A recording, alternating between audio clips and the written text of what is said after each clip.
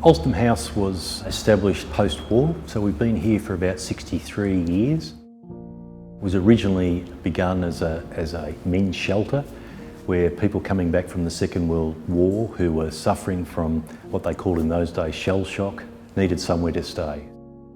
Ozanam House is more today than just a roof over someone's head or a meal. It's very much about helping somebody on the road to recovery. The future for Ozanam House is very, very exciting. Later this month, we'll actually demolish the old environs, the buildings that have been with us for 50 and 60 years, and out of the ground will arise 135 apartments. In putting together a project of this size, $43 million redevelopment, we needed the support of many organisations and individuals. And when we first went out with a bold idea about reconfiguring Ozanam House, one of the first groups we went to was the Lord Mayor's Charitable Foundation. The Lord Mayor's Charitable Foundation was established to tackle the big issues of the day. In terms of homelessness and affordable housing, we're actually working on preventing homelessness and also on increasing the supply of affordable housing.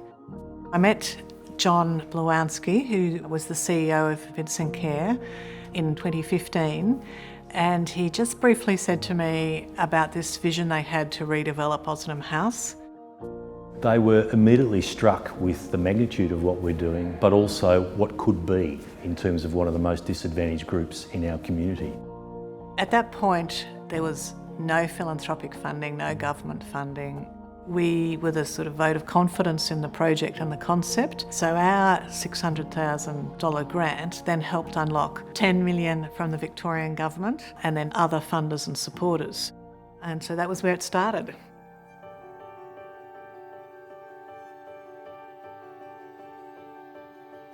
This project was about maximising the site and moving it from this 59-bed crisis to a service that has a whole homeless resource centre and health platform.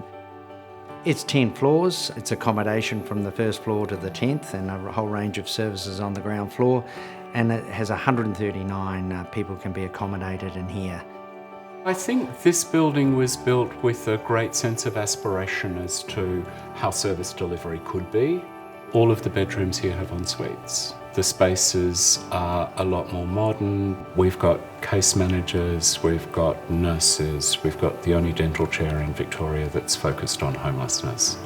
We've got podiatrists, we've got social workers, we've got activities groups. And it has much more capacity to address the needs of the clients, but to empower them and to work with them for them to take more agency in their lives. I was at the old building, how times have changed. There wasn't what we have now, sort of your own sort of space with your shower, your toilet and everything like that. I'm very creative, and with the space around me, I'm able to utilise it to work for me. I've never seen anything quite like that before, you know, just the privacy and the dignity and the safety.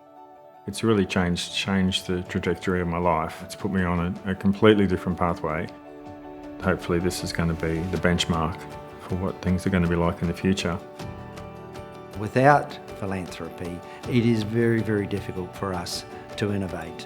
And the Lord Mayor's Charitable Foundation was absolutely critical. Their first donation really enabled us then to go to other donors, and they were generous in recommending potential other donors as well and introducing us to other donors. Just incredible how much more you can do when you've got everybody pooling their effort together. Ozanam House is what's made me whole again. This is what's brought hope together.